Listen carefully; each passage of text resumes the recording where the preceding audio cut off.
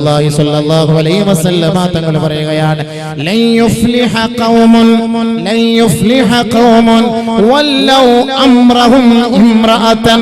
ആരെങ്കിലും ഏതെങ്കിലും ഒരു സമുദായം ഒരു പെണ്ണിന്റെ മേൽ അവരുടെ ഉത്തരവാദിത്തം ഏൽപ്പിച്ചാൽ ആ സമുദായം വിജയിക്കുകയില്ല തന്നെ. ലോകത്തിന്റെ പ്രകാശം മുഹമ്മദ് മുസ്തഫ സല്ലല്ലാഹു അലൈഹി വസല്ലം. അധികാരം പെണ്ണുങ്ങളുടെ മേൽ ഏൽപ്പിച്ചാൽ ആ നാട്ടിൽ ഖൈറുണ്ടാവൂല. അതൊന്നും ഞാൻ ഉദാഹരണങ്ങളൊന്നും പറയുന്നില്ല, നാടിന്റെ ചരിത്രങ്ങളും വ്യവസ്ഥകളും ഞാൻ പറയുന്നില്ല. കുടുംബത്തിന്റെ തന്നെ അവസ്ഥ പരിശോധിക്കുക. കുടുംബത്തിന്റെ നാഥനാരാണ്? കുടുംബത്തിന്റെ അത്താണി ആരാണ്? ഗൃഹത്തിന്റെ നാഥനാരാണ്? അത് ഒരാണായിരിക്കണം, ഒരാണായിരിക്കണം, ചങ്കൂറ്റമുള്ള ആണായിരിക്കണം. ആണിന്റെ സ്ഥാനത്ത് പെണ്ണു വന്നാൽ അത് ഖിയാമത്തിന്റെ അടയാളമാണെന്നല്ലേ നബി തങ്ങൾ പഠിപ്പിച്ചത്. അല്ലാഹുവിന്റെ റസൂൽ പറഞ്ഞില്ലേ, ഒരു കാലഘട്ടം എന്റെ സമുദായം കാണാൻ പോകുന്ന സത്യമാണ്. അന്ന് ആണ് പെണ്ണിനെ അനുസരിക്കേണ്ടി വരും.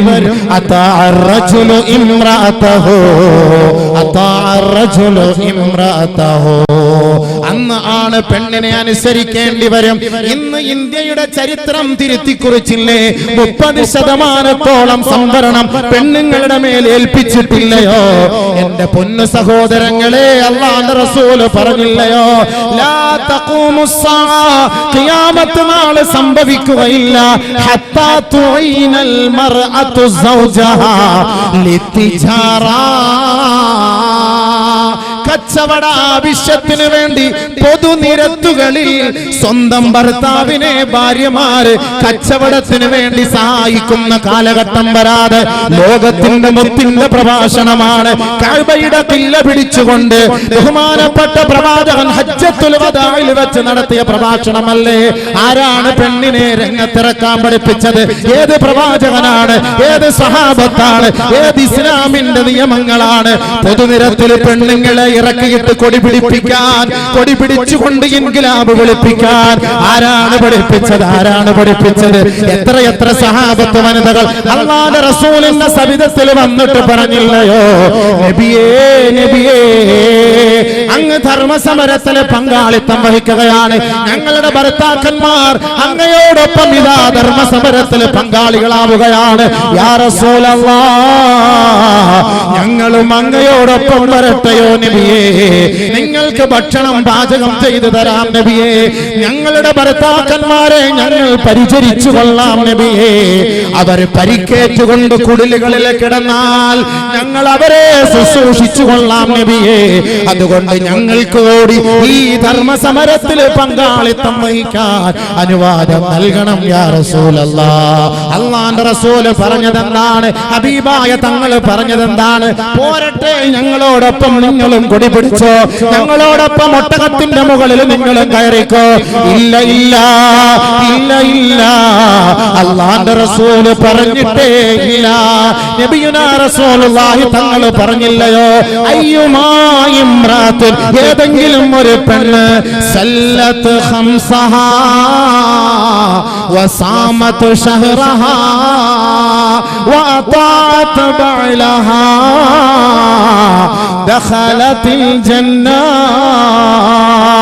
ഏതെങ്കിലും ഒരു പെണ്ണ് 5 നേരം കൃത്യമായി നമസ്കരിക്കട്ടെ, പരിശുദ്ധമായ റമദാനിന്റെ നോമ്പ് പിടിക്കട്ടെ, സ്വന്തം ഭർത്താവിനെ അനുസരിക്കട്ടെ, സ്വന്തം ഭർത്താവിന്റെ വാക്കുകളെയും പ്രവൃത്തികളെയും തന്റെ ജീവിതത്തിൽ കൊണ്ടുവരട്ടെ, ദഖലത്തിൽ ജന്ന, അവൾ സ്വർഗവാസിനിയായ പെണ്ണാണ്. അതുകൊണ്ട് സഹാബത്ത് വനിതകളോട് അല്ലാഹുവിന്റെ റസൂലിന്റെ പ്രഖ്യാപനം പോകൂ. നിങ്ങൾ നിങ്ങളുടെ ഭർത്താക്കന്മാർക്ക് സേവിക്കുവിൻ, ഖിദ്മത്ത് ചെയ്യുവിൻ. ആ ഭർത്താക്കന്മാര് പറയുന്ന വഴികളിലൂടെ നിങ്ങൾ സഞ്ചരിക്കുവിൻ. അല്ലാഹുവിന്റെ റസൂൽ പറഞ്ഞതാണ്. ബഹുമാനപ്പെട്ട നബിയുനാ റസൂലുള്ളാഹി തങ്ങൾ ഈ പെണ്ണുങ്ങളെ രംഗത്തിറക്കണമായിരുന്നുവെങ്കിൽ അല്ലാഹുവിന്റെ റസൂലിന് പറയാമായിരുന്നില്ലേ? പോരട്ടെ, നിങ്ങളും കൂടെ പോരട്ടെ, നബി തങ്ങൾക്ക് പറയാമായിരുന്നു. അതുകൊണ്ട് ഒരു കാലഘട്ടം എന്റെ സമുദായം കാണാൻ പോകുന്ന സത്യമാണ്.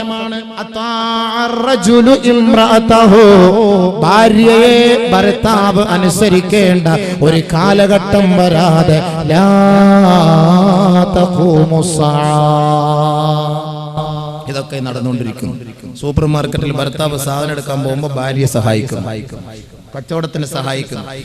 എല്ലാ കാര്യത്തിനും ഭർത്താവ് സെയിൽസ്മാൻ, ഭാര്യ കാഷ്യറിലിരിക്കുന്നു. കാലഘട്ടം അങ്ങനെയായി പോയി. വിധങ്ങൾ പറഞ്ഞ കാര്യം സംഭവിക്കുക തന്നെ ചെയ്യും.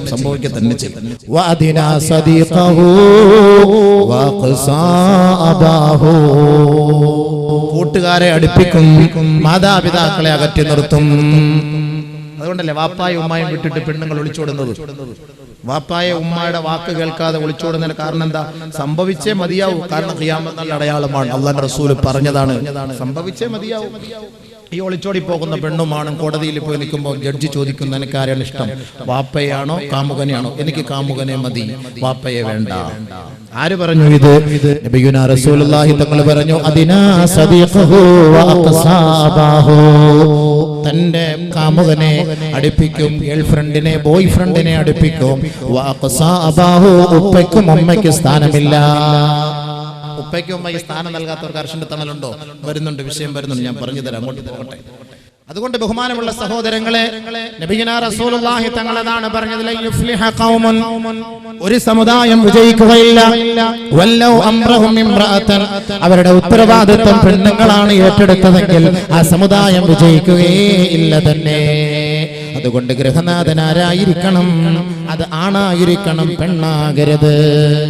ഖുർആനിന്റെ ഭാഷ്യവും അത് തന്നെയാണ്. الرجال قوامون على النساء، الرجال قوامون على النساء بما فضل الله بعضهم على بعض وبما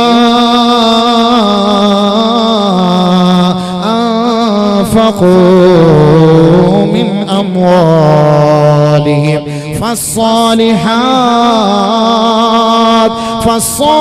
فالصالحات قانتات حافظات للغيب بما حفظ الله. ആരാണ് സാലിഹത്തായ പെണ്ണെന്ന് ഖുർആൻ തന്നെ പറയുകയാണ്. പിന്നെ നമുക്ക് മറ്റു തെളിവിന് ഇവിടേക്ക് പോകണം. എന്റെ വിഷയം അതല്ലാത്തത് കൊണ്ട് ഞാൻ അതിലേക്ക് കടക്കുന്നേയില്ല. ബഹുമാനപ്പെട്ട നബി തങ്ങൾ അതാണ് പറഞ്ഞത്, അധികാരം പെണ്ണിന്റെ കൈകളിൽ ഏൽപ്പിക്കരുത്, ആ സമുദായം വിജയിക്കുകയില്ലെന്ന് നബി തങ്ങൾ പറഞ്ഞുവെങ്കിൽ, ആരൊരാൾ അധികാരത്തിന്റെ സോപാനം പങ്കിടുന്നുവോ ആ അധികാരികളോട് അല്ലാഹുവിന്റെ റസൂലിന്റെ ഒരു ഉപദേശമാണ്, ഒരു പ്രഭാഷണമാണ്, ഒരു ദുആയാണ്. ഭരണകർത്താക്കളെ, നിങ്ങളുടെ കീഴിൽ അധിവസിക്കുന്ന ഭരണീയരുണ്ടല്ലോ, അവർ വെളിച്ചമില്ലാതെ, വോൾട്ടേജ് ഇല്ലാതെ, വെള്ളമില്ലാതെ, കുണ്ടും കുഴിയുമായ റോഡുമായിട്ടാണ് ദിനംതോറും നിങ്ങളെ നോക്കി അവർ നെടുവീർപ്പിടുകയും കണ്ണുനീരൊലിപ്പിക്കുകയും ചെയ്യുന്നുവെങ്കിൽ, ആദരവായ റസൂലുള്ളാഹി തങ്ങൾ ദുആ ചെയ്തത്, ഈ സഹോദരങ്ങൾ ഒന്ന് കേൾക്കണേ. اللهم من ولي من أمر أمتي شيئا. അല്ലാഹുവേ, എന്റെ ഉമ്മത്തിന്റെ ഉത്തരവാദിത്തം ആരാണോ ഏറ്റെടുത്തത്, എന്റെ സമുദായത്തിന്റെ ഉത്തരവാദിത്തം, അവരുടെ ഭരണീയ ഉത്തരവാദിത്തം, അവരുടെ ഭരണത്തിന്റെ ഉത്തരവാദിത്തം ഏതൊരു സമുദായമാണോ ഏറ്റെടുത്തത്, ഫശഖ്ഖ അലൈഹിം, എന്റെ ഉമ്മത്തിനെ, എന്റെ അനുയായികളെ, എന്റെ സമുദായത്തെ ഏതൊരു ഭരണകർത്താക്കള് വേദനിപ്പിച്ചുവോ, അല്ലാഹുമ്മ അശ്ഖുഖ അലൈഹി, അവരെയും നീ ബുദ്ധിമുട്ടിക്കേണമേ റബ്ബേ. ഹബീബായ റസൂലുള്ളാഹി തങ്ങളുടെ ദുആയാണ്. രാഷ്ട്രീയക്കാരൊക്കെ നല്ല الرجال قوامون على النساء، الرجال قوامون على النساء بما فضل الله بعضهم على بعض وبما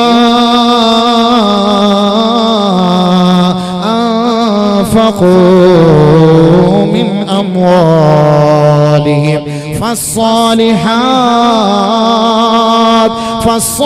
فالصالحات قانتات حافظات للغيب بما حفظ الله. ആരാണ് സാലിഹത്തായ പെണ്ണെന്ന് ഖുർആൻ തന്നെ പറയുകയാണ്. പിന്നെ നമുക്ക് മറ്റു തെളിവിന് എവിടേക്ക് പോകണം? എന്റെ വിഷയം അതല്ലാത്തത് കൊണ്ട് ഞാൻ അതിലേക്ക് കടക്കുന്നേയില്ല. ബഹുമാനപ്പെട്ട നബി തങ്ങൾ അതാണ് പറഞ്ഞത്, അധികാരം പെണ്ണിന്റെ കൈകളിൽ ഏൽപ്പിക്കരുത്, ആ സമുദായം വിജയിക്കുകയില്ലെന്ന് നബി തങ്ങൾ പറഞ്ഞുവെങ്കിൽ ആരൊരാൾ അധികാരത്തിന്റെ സോപാനം പങ്കിടുന്നുവോ ആ അധികാരികളോട് അള്ളാന്റെ റസൂലിന്റെ ഒരു ഉപദേശമാണ്, ഒരു പ്രഭാഷണമാണ്, ഒരു ദുആയാണ്. ഭരണകർത്താക്കളെ നിങ്ങളുടെ കീഴിൽ അധിവസിക്കുന്ന ഭരണീയരുണ്ടല്ലോ, അവർ വെളിച്ചമില്ലാതെ, വോൾട്ടേജ് ഇല്ലാതെ, വെള്ളമില്ലാതെ, കുണ്ടും കുഴിയുമായ റോഡുമായിട്ടാണ് ദിനംതോറും നിങ്ങളെ നോക്കി അവർ നെടുവീർപ്പിടുകയും കണ്ണുനീരൊലിപ്പിക്കുകയും ചെയ്യുന്നുവെങ്കിൽ ആദരവായ റസൂലുള്ളാഹി തങ്ങൾ ദുആ ചെയ്തത് ഈ സഹോദരങ്ങൾ ഒന്ന് കേൾക്കണേ. അല്ലാഹുമ്മ മൻ വലിയ മിൻ അംരി ഉമ്മത്തി ശൈആ.